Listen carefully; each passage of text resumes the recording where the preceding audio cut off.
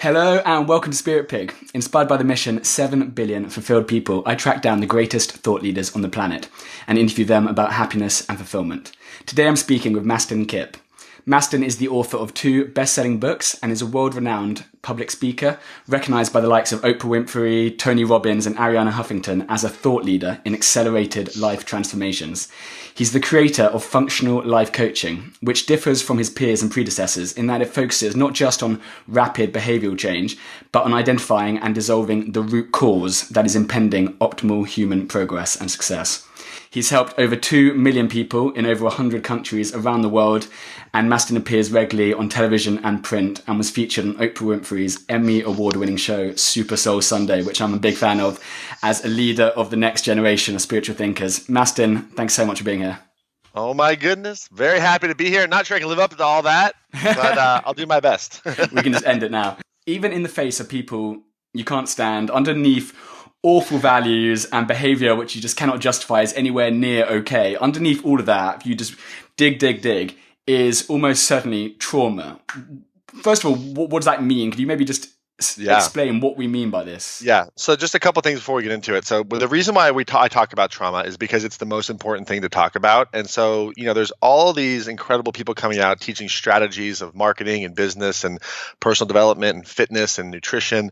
And all those strategies go out the door unless you've done your trauma work. Like, you're not going to have a great relationship. You're not going to earn any money. You're not going to be able to sustain a business because you really get in your own way for lots of actually really good reasons.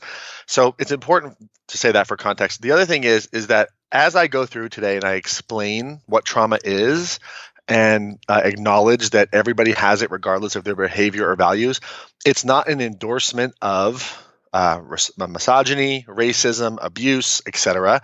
And a lot of people who are really well-intended, when they talk about taking personal responsibility for their life, they think I have to take responsibility for my actions and somebody else's actions. And that's over-responsible. And I'm also not suggesting that either, because everyone has their own stuff. And so when I start to break this down, I just want to be really clear. When someone's listening to this, if you're listening to this, just think about it in the context of you and your experience, and everyone else has their own experience. And so we're not justifying abuse. We're not justifying racism. We're not justifying misogyny. We're not suggesting that the person who is the perpetrator of something is now the victim. None of that. And those are some of the misconceptions that I just want to acknowledge up front so that we can get into the actual conversation around trauma. Yeah. So trauma has many different sort of facets. There's physical trauma where, you get a cut or some egregious wound, and we see that in like emergency rooms. And then there's emotional trauma. And emotional trauma is more or less, or at least for now, invisible. It's a feeling place, and it's not just abuse. It's not just violence. You can unintentionally have a very well-intended parent who's very present for you physically, but not emotionally, and not cued into your emotional needs, and that creates a level of emotional abandonment as a child, emotional neglect. A relationship breaking up or a divorce can be traumatizing. Certainly being an entrepreneur is like living in trauma consistently. That's why you need resilience. Relationships, the trauma comes to the surface, how each other are wired, and you get a chance to heal it. Being in a soul-sucking job can be traumatizing. For God's sake, grade school, can be traumatizing. So lots of things create this trauma. And what happens is that early in someone's process, they cope with it in what I'll call low-level coping. So it might be drugs or alcohol, promiscuity, and just sort of the baseline. The opioid crisis is huge in America. There's lots of different ways to cope with it that are not good for the body. But then, without addressing it, you upgrade your life and you have high-level coping, like a yoga class or biohacking, or different ways of kind of putting butter in your coffee or measuring your sleeping performance or whatever it is. And certainly getting those data points is important. But there's no biohack that's going to out-hack emotional trauma, which is emotional wounding. And so that's where functional coaching comes in, because I'm a big fan of all the things I've talked about, meditation and green juicing and yoga. But without doing the trauma work, it becomes high-level coping. And then you have a business that's successful, but you're full of stress and anxiety. Or you have a real successful financial month, but then the relationship deteriorates. And especially as an entrepreneur and business owner, I see this trend of what I'll call entrepreneurial isolation, where people are just very isolated in what they're doing because maybe the people around them don't understand, and the people who are like them aren't near them. And so they're, on their computer or on their phone or on their smartphone or on the social media thing, liking different things, but they feel very alone. That can also be traumatizing as well. And there's a lot of statistics about the mental health of entrepreneurs, skyrocketing out of control. All of these things are caused by emotional trauma that has gone unresolved. And so what functional life coaching is all about is saying, yes, we want to move your life forward. And yes, we want to talk about hacks and best practices and limiting beliefs and reframing and all those things that standard coaching does. But we also look at, well, what happened in the past and how did your nervous system cope with what happened in the past? And how is that actually a brilliant response? Because no matter what your response is, it could be a anxiety response, a depression response, it could be a narcissistic response or a codependent response, it could be an entrepreneurial response. Like there's lots of things that people respond to trauma with. There's a brilliance in it because it helps keep you safe. And the nervous system starts to think that that type of a response will make someone safe and lovable. And what happens is you start to raise your standards and you start to realize, yesterday's medicine has become today's poison. What should I do? Let me reframe it. Let me hack my sleep or let me do something, but nothing quite gets in the way of it. And it sort of manifests as this chronic stress and depression. So that's what functional coaching is really all about. And it's emotional wounding caused by lots of things. And if you have any level of stress, any level of anxiety, any level of sadness or depression, there is trauma there. So that would be sort of my bottom line sort of encapsulation of this topic. Does this tie into you talked about the analogy of stepping on a nail? Tell me about that. I like that. Yeah, I think that was Tom Bill you asked me that question. When it comes to like medical things and fitness, we have this understanding that it has to become a lifestyle. So the analogy I think is that if you step on a nail, what would you do? You would feel it, it'd be painful. And then you would look at it and you would assess like how bad is it? If it's bad enough, you go to the emergency room. If it's not that bad, then you just, go get the first aid kit. And then you would clean it out. And if you went to the emergency room, they would clean it out. They would, put some stitches on it, maybe give you some pain medicine, say stay off of it for a week or two, standard RICE protocol, rest, ice, compression, elevation, make sure to keep the wound clean.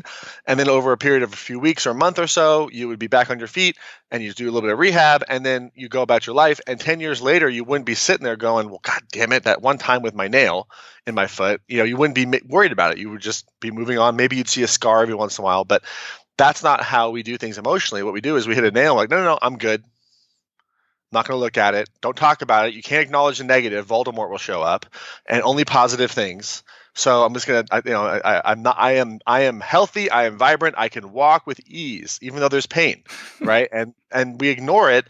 And depending on how long you ignore it, don't be surprised if one day you look down and your whole left leg has gangrene. Right. Because you've ignored a wound. And the problem with emotional trauma is it's for now invisible. So it's really hard to see it fester because it kind of grows on you slowly, and these emotions can become very gripping. And you can think that everything's great, but then 1, 2, or 3 things changed in your life, and bam, there you are back in the feeling again. So it's something that you have to maintain vigilance around, just like a diet. You don't think to yourself, people will think, oh, Mastin, I'll come to one of your seminars for 4 days, and then I'm good from then on out. And it's like, no. If you ate right and exercised well for 4 days, you're not going to have a 6-pack for the rest of your life if you don't do anything. And there's this idea that I can just do it once and then I have handled it, versus realizing it's a lifestyle change. The neural pathways and the responses never really go away. So I have to be on guard. It's very much like a virus where it can be dormant for a while and then it can flare up. And so you want to be on guard for the flare-ups, and that's what functional coaching is all about. And a lot of the practices that I believe in are really all about how to acknowledge this. And so when the flare-up happens, you're not denying it and pushing it away and projecting it onto others and tearing down your business or ruining your relationships. And you're able to handle it and clean it up and move forward with it. And it's we understand it when it's a physical thing or when it's about fitness, but the internal emotional stuff is a little bit harder to understand because for now it's not visible. Why do you think we have such a blind spot? I mean, when you use that analogy between physical and emotional, it's so obvious. Of course, if you eat well for 4 days and then just stop, we get that. That is it almost seems crazy if you don't get that. Why do we have such a blind spot with the emotional stuff? Well, I look at things a little bit more from a biological lens sometimes. And if you think about evolution, we've all probably seen the Lion King movie, and it starts with this beautiful montage and the song, The Circle of Life. And every time I hear it, I cry, and it's amazing. It's one of Disney's best films. I love that movie. But if you actually had a physical video of what the circle of life actually looked like, you'd see a bunch of mammals eating each other alive. Okay, that's what you'd see. Okay, and it would be so intense. It would be like you wouldn't be able to air it on any TV station. And if you think about it, like especially lower level mammals, if you go to like the monkey forest in Bali, if you go to anywhere where there's just normal mammals doing normal mammal things, they're eating each other alive and they're basically committing sexual assault all the time, right? Like it's like that's the circle of life actually. And somehow human beings have evolved out of that muck and formed things like law and values and murder. I mean, if you think about the 10 Commandments, like the big aha from Moses was like, don't kill each other, guys. Like that was the aha moment of the age, right? And don't have sex with that guy's wife. Like knock it off, right? And we still haven't really learned that lesson, but comparatively, and I am not for factory farming, but if you look at how like a animal dies in a factory farm versus how they die in the wild, I would take factory farming any day over how these animals treat each other because it's so intense. Now, I'm not for factory farming. Again, it's not an endorsement of it, but we've evolved out of this very violent world. We've evolved from a lot of violence and trauma of the past. And so when we wake up and we start to realize, like in the early 19th century, like, oh, this mind creates something. Like we can think something into existence. Like that was the whole idea of, Think and Grow Rich. Right? It was like my thoughts create something. And then we have all these mental models of Freud and Jung and all, William James and all these people that are developing these models, Erickson and Fritz Perls and Virginia Satir and all of these different psychological models. And then people still aren't changing. And then we start to realize, well, there's something somatic happening here. And then you get the work of like Siegel and Peter Levine and Dr. Stephen Porges emerging in this whole trauma-informed perspective. And then you go even deeper into like genomics and like little tiny molecules and start to realize that, holy shit, epigenetics, like trauma gets passed down generationally. And it's like, yeah, it would make sense from a biological perspective why there is war and rape and these types of things, not endorsing it. But if you look at the past of what we've evolved from, that's normal. And so we're flushing out these values that are no longer necessary, like racism. There was a time where racism was probably a good survival response thousands and thousands and thousands of years ago when the tribe was coming to rape and pillage your village. There was a time where that was a good thing. Now it's just an echo of a past that doesn't serve us anymore. So that's what I mean by yesterday's medicine has become today's poison. There was a time where, these things were so commonplace. And now with what's happening with technology and all that we're learning about how the body works and epigenetics and the genomics and all the somatic and trauma work, like all this inner stuff that we're starting to be able to weigh and measure. We've never had access to stuff like that before. And we're starting to see like, wow, like we can actually get along. And if you think about it from an evolutionary perspective, human beings develop the ability to cooperate and to have empathy and compassion. And those are actually evolutionary benefits because we need to be together and co-regulate for our survival. We can't do it on our own.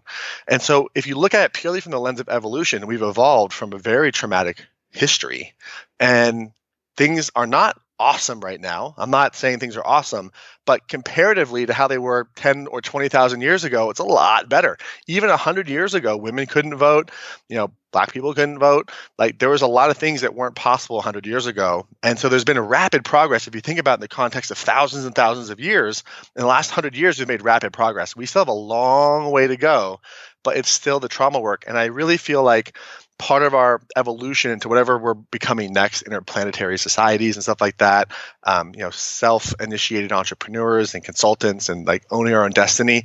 Like one of the things that has to happen to sustain that is we have to be able to learn how to heal this trauma thing so that we're not acting like, our predecessors and just eating each other alive. Like we have to learn how to really collaborate. And so that's why whenever I do this work, I'm not endorsing anyone's specific behavior. And certainly I'm not endorsing the values of racism and xenophobia, but in the context of biology and evolution, it makes sense. And when you can see it through that lens, you can start to have compassion for people who really just have blind spots around this. And when someone really feels seen, heard, and loved and recognized, they drop a lot of those defensive values. And the other thing is that most people don't believe what they say they believe. They say what they believe to fit into a tribe, right? Yep. So if you give them a better option to fit into another tribe where they're accepted for who they really are, then the truth starts to emerge. So we're like in the middle of this massive upheaval and identification of all the wounds we've endured emotionally for a very long period of time. And that's why the world seems like it's kind of going crazy right now.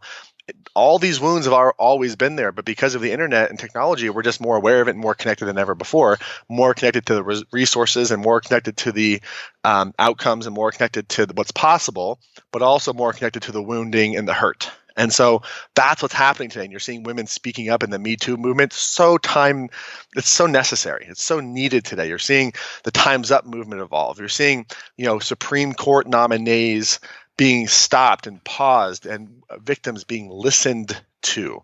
It's a big, big deal. You're seeing very powerful people in Hollywood and entertainment and media, having reckonings because the time has come for this trauma conversation to emerge, and it's happening in front of our very eyes. And so for me, I've had a front row seat to it for the last 10 or 15 years. It's amazing to see it at such a large scale. But to really solve the problem, the goal is to understand that trauma is like a virus. Everyone has it. And so while we can jail certain people and put certain people away and not tolerate certain values, if we really want to get through this process, this is when we really need to practice like the idea of love your neighbor as yourself, love your enemy. Martin Luther King said that. He was quoting Jesus. Like, these are like timeless ideas. And it's, I think, more important now than ever to love something without accepting it and tolerating the values, if that makes any sense. Yeah, no, there's a huge difference, isn't there, between to try and understand it does not mean that you condone it. It's totally different. That's right.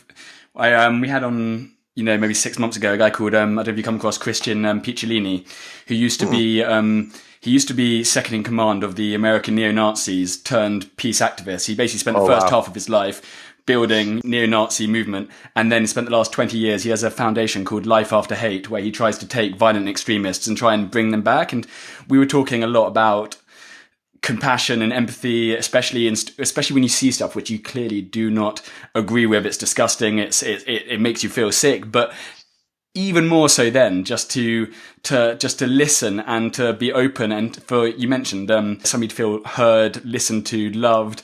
That is huge. That's right. Your moonshot, your life mission is to end emotional trauma. What would you say the biggest roadblock standing in the way of that is? What's the one or two things which are really knock those down first, do you see? Yeah, it's a great question. And by the way, I've sort of slightly modified that because I thought about like how dark that could go, and like I could imagine some AI in the future analyzing this conversation and saying, "Oh, yes, that's a good idea. We have to end emotional trauma. Human beings are traumatized. We'll kill all the humans, and trauma's gone." Right? So I don't mean like and kill all the people, like not some like Elon Musk future, right? Like end trauma so that human beings can thrive and the human spirit can thrive. But I think that the biggest thing is, I think right now, more than anything else, is to be able to just have the conversation about it. Because I think I view trauma work similar to how in many ways meditation was viewed about 15 or 20 years ago, where it was very esoteric. It was very strange. It wasn't something that was a high performance tool. It was sort of something weird people did.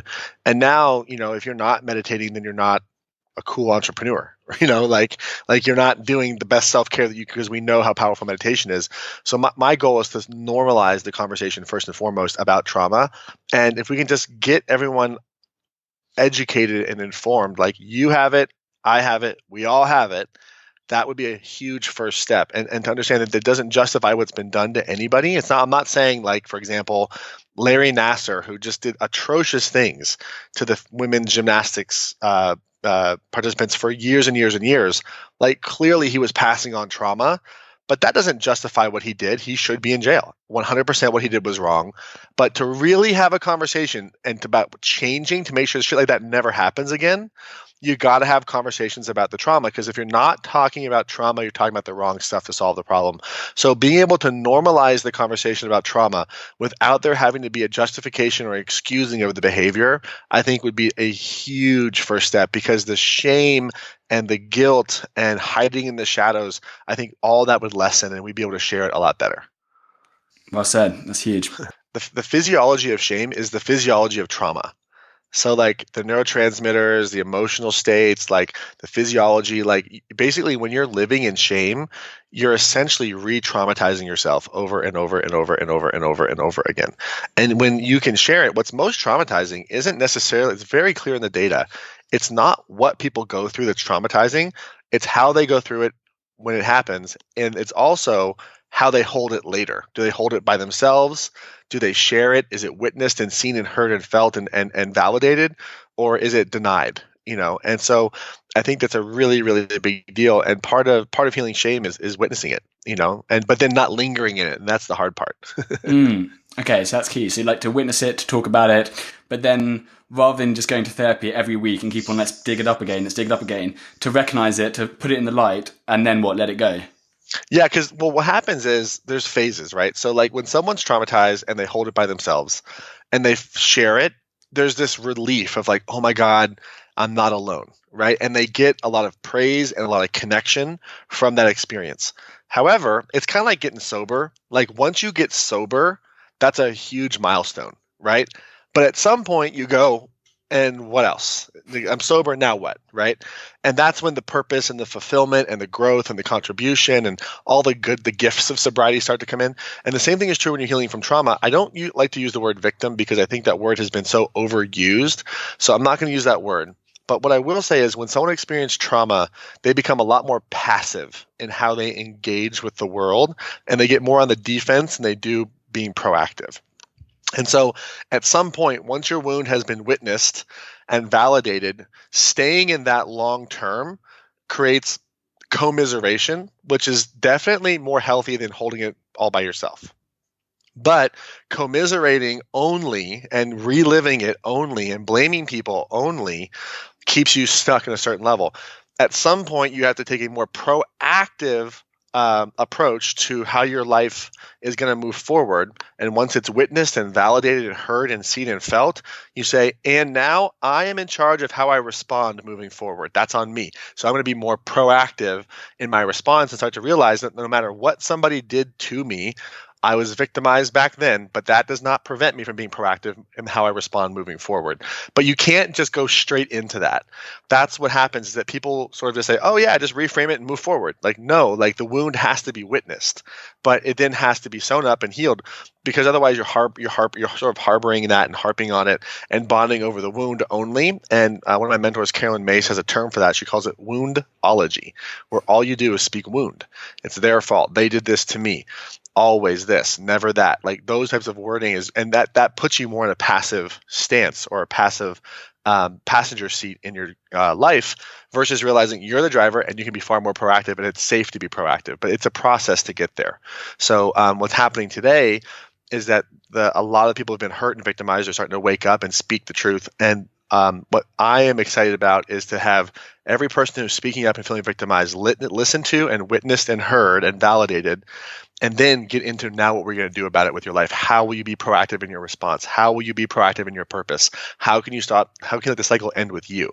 And it's a phased process. And if you look at a lot of the guys who've been speaking up in the Me Too movement, they've been silenced and there's been backlash because instead of just listening and witnessing, they're like, okay, but now what? What's your part in it? It's like, no. Hold on a second. That's like step 3 or 4. Let's do steps 1 and 2 first.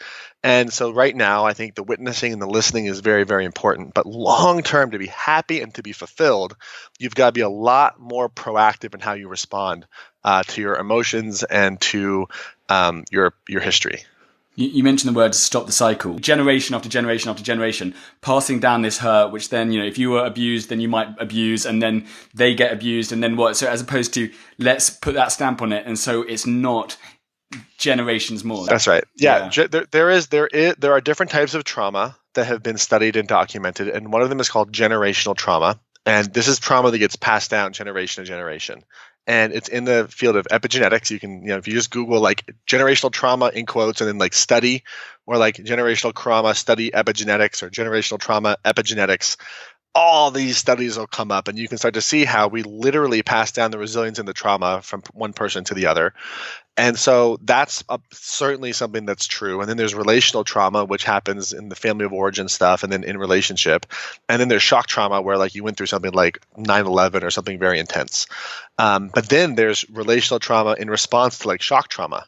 Someone might have been abused, but then no one talks about it. And then you have complex trauma where you might have generational trauma, shock trauma, and relational trauma all in one. Right. So, and that's called complex trauma. So there's lots of different responses to when someone is traumatized. How do they respond? There is post-traumatic stress response, which is well documented. There's also post-traumatic growth. That's less documented, but still something, a phenomenon that occurs. And so there's lots of ways people respond to trauma, but whether you choose to lash out or hold, there's are two different sort of opposing, it's kind of like binging and fasting. Neither one's too good for you. So you want to kind of neutralize that, because it's not good to just completely disconnect and never engage again and never be in a relationship and, just be all by yourself and isolate. That's not good. But then also like lashing out, and that's not good either. So we want to kind of find that, that middle porridge where it's just right, where you're able to engage, you're able to, be in a relationship and have it feel safe. And that takes some time. So, but there's lots of different ways people respond to trauma, just like we're learning about food, where nutrition has to become personalized. There's no such thing as a universally healthy diet. There's no such thing as a universally healthy mental health process. Every single person has to have a personalized approach to identify how they've responded to trauma, and then a personalized approach for how they're going to get out of that and heal that process too. But there are general principles that certainly work for sure. There was some really interesting research that's come out quite recently where you're saying how it shows that if an emotion is triggered in the body, it takes only 90 seconds for all that juice and that emotion to actually run through the body before it stops. But the problem is that it keeps on getting re-triggered over and over and over again. So we could literally be, I think, 90 seconds away from this massive breakthrough for 10, 20, 30, 40 years if we actually just understood that it's, 90 seconds? That's crazy. Yeah. Well, and the thing is that like there's different things that stop that reactivity, right? So like, for example, my sort of trauma is all about sort of like not getting my needs met emotionally, right? So like there's this deep-seated fear in me that like everyone's going to leave and my needs will never be met. And so whenever I get into that physiology and I'm alone by myself, it's going to last so much longer than if I'm in a group of people who I love and care about, right? So it's not just 90 seconds away, because that's certainly important. It's educating yourself that it is 90 seconds away, becoming self-aware of like, there's that pattern again. Wow. Okay. Hello, feeling. Hello, darkness, my old friend. Like you are. Usually, people feel it in the right side of the neck or in their diaphragm is where they kind of have a response. And the goal is to realize, there you are again. Okay, what are my soothing strategies? I can call a friend. I can reach out. I can co-regulate. I can be with a group of loving people. I can take a bath. I can take care of myself. I can journal, and I can have my therapist or whatever it is. I can have my practices and protocols to be able to sort of get out of the process, because people they either fight, or they flee, or they freeze, or they feign. And feigning is when they just adapt whatever someone else is doing, right? And so you want to realize, like, oh my God, I want to flee right now. You know what? Nope. I'm just going to slow down my breathing. I'm going to get 80% of my breath to be an exhale, and I'm going to feel my feelings, be present in my body, and let this thing pass. And it might not be 90 seconds because the thoughts are triggering it over and over and over again for a period of time, but that could be one way to deal with it. Being around a group of friends is so important. Don't reach for the ice cream. Don't reach for the pretzels. Like, give yourself the gift of being able to interrupt that pattern, and co-regulation, which means, self-regulation is you managing your own emotional state, which is kind of difficult. And long-term, it's impossible to do by yourself. And the mental health community will say you have to self-regulate or we'll medicate you. But the latest research shows that self-regulation and the cues for self-regulation are embedded in relationship. Right. So like it's impossible for someone to self-regulate on their own long term. You have to we are communal, dyadic, relational beings, and like a tone of voice, a facial expression, these types of things can be so soothing. Like the sound of a mother's voice that's soothing to the child. That's an evolutionary advantage that we have as humans. And we can have that in our life as well. So, going to a critical partner or a critical friend is not going to help you co-regulate. That's going to just help you be down-regulated, dysregulated. You want to go be in a supportive and nurturing environment, which is why things like 12-step and places where people meet are so powerful. It's also why Jesus said in the Bible, where 2 or 3 are gathered, there I am in their midst. What he means is it's all about co-regulation, guys. If Jesus was a therapist, he would say 2 or 3 you guys got to get together and co-regulate. That's what he would say, But it's the same kind of idea. You think there are some common patterns of success and common patterns of failure. What could you maybe just share a couple of these? Sometimes I write stuff and say stuff and forgot what I said, so I'll tell you what's coming up right now, but Perfect. It might not be what you want me to say, because you've done a lot of great research, which is awesome for this interview. I would say that for success, there's a couple of things. You have to have a mentor, a structure, and a system to follow, right? Like, don't reverse engineer things. like you can reverse engineer things, but you want to be around people who know the road ahead, who know the path ahead. And I think that's a really important thing to be able to do, and to realize that like it's all about co-regulation or environment. The environment that you're in consistently will be far more impactful on your long-term results than any mindset you try to maintain. And I'll give you a very basic example. There's a place in America called Dunkin' Donuts, and it's like a donut shop, and like no mindset or willpower, if you lived and never left, Dunkin' Donuts will help you lose weight. Okay. Like maybe you go on a hunger strike, but most people would cave and probably give themselves diabetes over a period of time if they lived inside Dunkin' Donuts. Even if their whole mindset said, I am thin, I am healthy, I am, doing my exercises inside here, most people, it wouldn't happen. And so you want to make sure that you're set up to really be in a really positive and healthy environment. People who are what we call it failure, people who don't produce the results. They try to do things by themselves. There's a level of isolation. Their environment's not supportive, and they're really in that passive place where they think other people are more in control of their life than they are. And they're not modeling people who've been there. They don't have a mentor structure or system. They think to themselves, I got it on my own. So trying to do stuff on your own, I think, is probably one of the in a sense, it's kind of cool because you can like break off into your own and start your own business, but you would still need a mentor and a tribe and a group of people to, support you and lift you through that process, because no one survives and succeeds in a vacuum. Doesn't happen. Mentor, structure, system. So mentor, structure, system, like that. Yeah.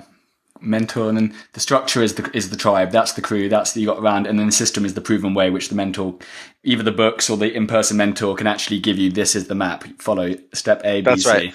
And the power of the mentor, I believe in live experiences, because I think more things happen live. You're not distracted. You're in there's a magic that happens in a live event that it's like large co-regulation opportunity.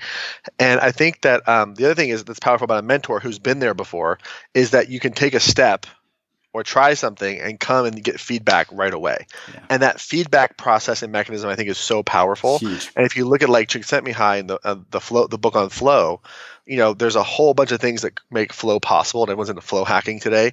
One of the most important things about flow is to be able to have immediate feedback or rapid feedback so that you can pivot and go differently.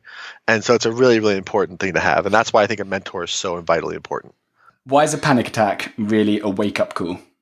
Well, again, I'm not a mental health expert or doctor or certified. I'm certified in Hatha Yoga. But what I've noticed in my experiential learning and data with thousands of clients over the last decade is that whenever someone's come to me with a panic attack, if you can associate with it, it's your body is trying to get attention. It's your attention, right? And the same thing's true for a psychotic break.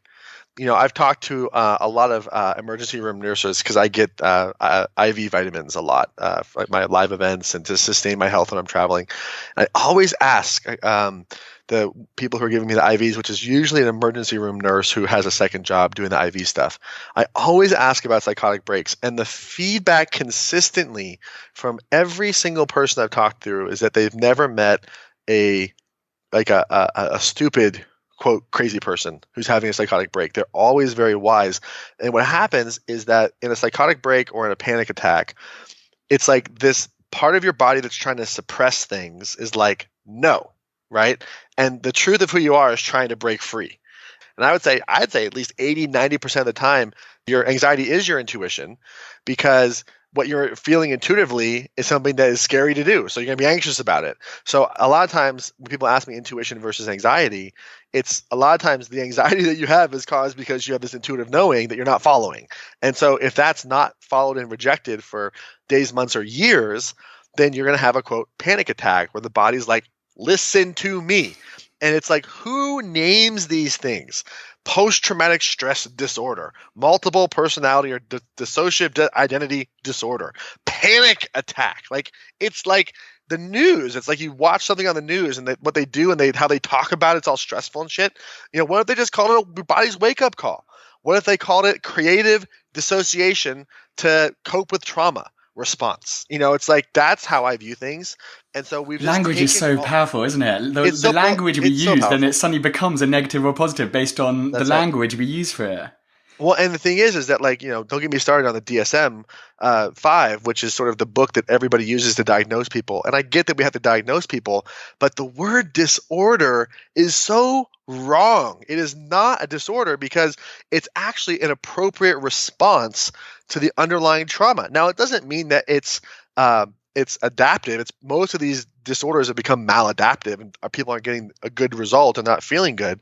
But what happens is people say, "Oh, okay, narcissistic personality disorder can't be cured," right? And it's like, actually, it's narcissistic personality response to never having your needs met, right? And the same thing's true for a codependent response, never having your needs met. You cope in different ways.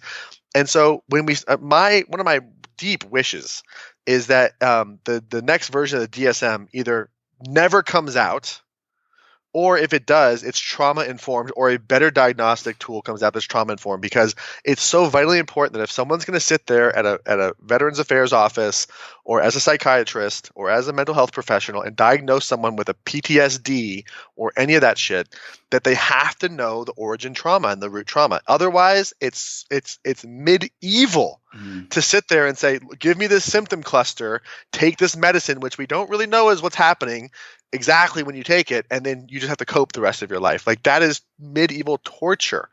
And it's something that should be abolished. And we need to have a trauma-focused process where people are realizing, like, actually, yes, you have a dissociative identity disorder, but that's because you had this crazy childhood trauma experience, and you actually are so creative in coping with your trauma that you invented 7 personalities. Look at how good you are coping. And when people feel that way, I've talked to so many people with these different disorder diagnoses, and when they realize it's a response to trauma, that shame and all that stuff drops. And it's a really beautiful thing. So I'm not saying that we can't identify these patterns, but we have to identify them better. And it has to be a more informed approach. And I always wonder, like, is the American Psychiatric Association like owned by Big Pharma? Because it's like, you can have a diagnosis for, like, I got out of the shower and now I'm cold, so I have post-hot shower cryo disorder. Like, it's crazy, like, the things that they're like labeling now. Like, you can't even go through a breakup without having postpartum something or other. It's like there are natural responses. So the only people that really benefit are the pharmaceutical companies. So I just really feel like there's a whole bunch of trauma-informed therapists and practitioners out there who have so much data that says, you know what, like, guys, like, this mental health disorder it's actually not, that's not what it is. It's actually a response to trauma. And the problem is there's so much money invested in making sure people get their medication that, it's slowly changing. But I think I revised my earlier answer. If we could just get rid of the DSM and make it trauma-informed, that would probably be one of the biggest things that would ever happen. William James, who was the father of psychology, called psychology a soft science in an 1890s paper at Harvard because they couldn't measure these things, but we can measure it now. And so we have this, like, infectious disease mindset, which is you have this acute thing that you need to take a medicine for to make it go away, but we're applying it to a chronic illness or chronic mental health illness world, and it's just different rules. And so we have to change the way that we approach working on diagnosis, whether it's a chronic illness or a mental health diagnosis, because an infectious disease model will not cure chronic illness. It just won't. What does a fulfilled life mean to you? I think a fulfilled life is a healed life, and where you're able to have healed yourself enough that you can really focus on serving other people and realize that part of healing yourself is serving people. So you don't wait to heal. You see it as one and the same. And what is one thing our listeners can start doing today that have a positive impact on their lives? I think it's important to start to see all of the responses that you're having and the feelings that you're having when you're feeling stressed or depressed or anxious or angry, not as sort of this pathology that something's wrong with you, but as an appropriate response to an underlying dysfunctional pattern, and to start to get curious about what that pattern is. Last but not least, how can people find out more about you and your work? Where can we send them? Yeah, so I have a book that walks people through this process, and there's a free coaching process with it too. It's claimyourpowerbook.com, where you can really identify this stuff. And the Claim Your Power book is a really great companion piece if you're going to go do trauma-informed therapy or EMDR or functional medicine or any of those processes for healing. The Claim Your Power book, we've had so many therapists like tell us, like, oh my God, like, my clients get things done faster because this book helps us get so much clearer, so much quicker. So it's a great companion piece. And there's a free coaching course with it, claimyourpowerbook.com, and then just at Mastin Kipp and mastinkipp.com on all the social networks and all that jazz. Mastin, thank you so much. I really, really appreciate it. Oh, it's been a pleasure. Oh, my pleasure. Great questions and had such a great time today. Thank you so much.